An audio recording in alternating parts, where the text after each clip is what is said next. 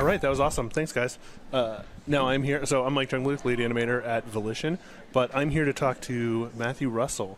You are a senior animator. Yep, senior animator and designer-y type person thing. Yeah, at Amazon Games. Yep. Yeah, and give a little bit of extra back. Where else have you worked?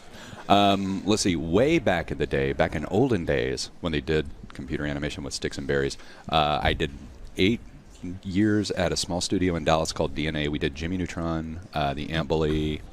It was fantastic. And then I spent 7 years at a studio in Seattle called Valve, and 3 years at Epic in Raleigh, and a whole 6 months so far at Amazon Game Studios. Whole 6 months. Yeah, whole 6 months. Yeah, that's crazy. Yeah. Well, so what inspired you then to get into animation? So I'm not gonna lie, I'm not one of the guys that's like, oh, Disney, and then I don't. It's like, no, I'm an old school stop motion guy, like Ray Harryhausen, Phil Tippett, Willis H. O'Brien, like all of that. Like watching, there was a thing on TV, the public broadcasting, the PBS channel where I grew up, called Afternoon at the Bijou, and they did nothing but movies from the 30s and 40s, and I saw all of those movies there, and it just really stoked me. And then Looney Tunes, like everybody else, like the Warner Brothers, just really pushed me over the edge. Yeah, that's funny. Jeremy Yates, who we had the first interview with, Ray Harryhausen was the one that inspired him. And oh, dude! So you're not.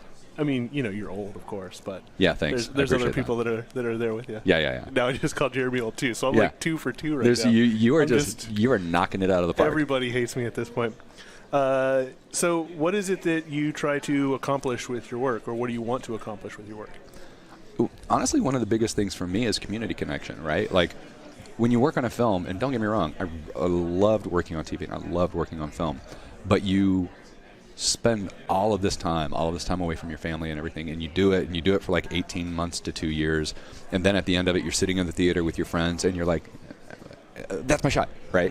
And like, when I was working on Team Fortress, we would do updates. Like, I would do an update, and I would see YouTube videos of our update like an hour after we put it out, and like people were telling you, like, you learn really quick if they liked your stuff or if your stuff sucked. Like, but that connection, that interaction, and always being able to get your stuff out there and have people react to it. Like, I love being able to do that. That's awesome. So yeah, that's like a magical moment the first time that you get that, that back and forth. Oh yeah, that experience is so great. Yeah, I love it.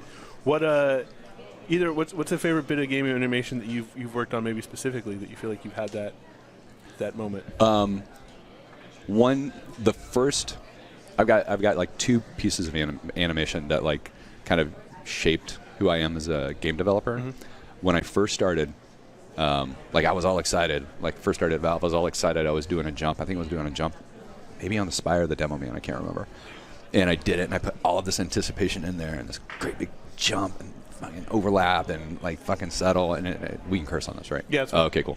And I got Robin Walker, and I had Robin come over and take a look at it. I was like, look at this jump. And he looked at it, and he was very diplomatic about it. He didn't immediately crush my soul. And he's like, that's, and I can't do an Australian accent, or I would. He goes, that's beautiful. But like, if you're a game player, what do you want to do? And in my head, it said, push spacebar, thing, jump, right? And that was, I don't know why, but it was a very Shaka Zulu moment for me, where it was like, that shifted who I was as a developer. The other one was when we were doing the updates, there's a taunt for the Scout, which is the Babe Ruth taunt, where he like takes the bat and he points and he hits his shoe and he lines it up and boom, and he knocks it. And it's a kill taunt. So if you manage to time it, you immediately kill. And about a day, like it might have been the next day after we released that update, there was a YouTube video where an entire 32-person server lined up. Everybody chose Scout, and they lined up red, blue, and they just started on one end and did it all the way through. And it was just like, it was glorious to me. It was like that emergent experience that we had not thought of at all, just like played out, and they did something better than I would have ever thought to do. So like, it's those kinds, like those connections that you don't get in a lot of other mediums. I think it's funny. I think the jumping example you listed, I know that one was true for me, and I've heard that a bunch of times. I think jumping is that one instance where everything we've been taught is like that anticipation Yeah. and selling that weight, and like Yeah. jumping is the one exercise that you always do, Yeah. from like bouncing ball through flour sack through Yeah. a person, of like you get down there and it's always got the butt wiggle. Yeah, and like everything's that, down there. and you just feel so good, and you're like, I'm gonna sell that sensation. Yeah. And you put that in game, and your heart just falls because you're running towards a ledge and you hit the button, Yeah. and then you're still sliding You're off like, the edge why'd as I you die? fall down. And Why'd I die? Yeah, What it's the so yeah. It's, But that's the thing is like you look at stuff like I love like Devil May Cry is a great example where their attacks will happen like on one frame, like he's in this idle, and then a frame later he's fully extended, but like he's got that overcoat, and like what they use with overlap and settle and like a reset is it.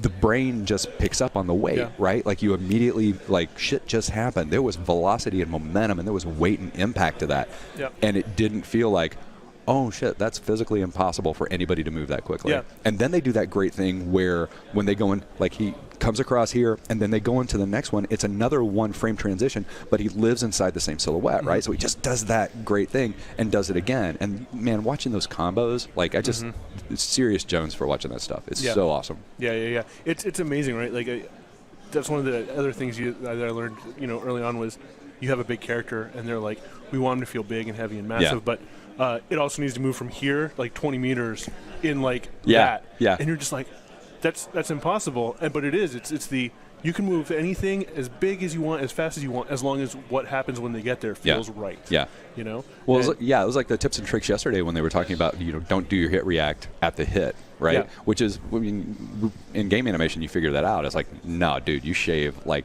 5-6 frames into that. You might animate the hit, but you're shaving a good 5 or 6 frames into it before you even put that into the engine. Yeah. It's fun, all the little tricks. It's people always bring up like, oh, you have less of the principles used, and it's like, no, those still need to happen. You just need to find ways to cheat them, or ways that you're leveraging other things, because you almost have to know how to do that stuff better when you don't have it in your repertoire. It's like you have that thing. It's like, okay, I can't put anticipation on here.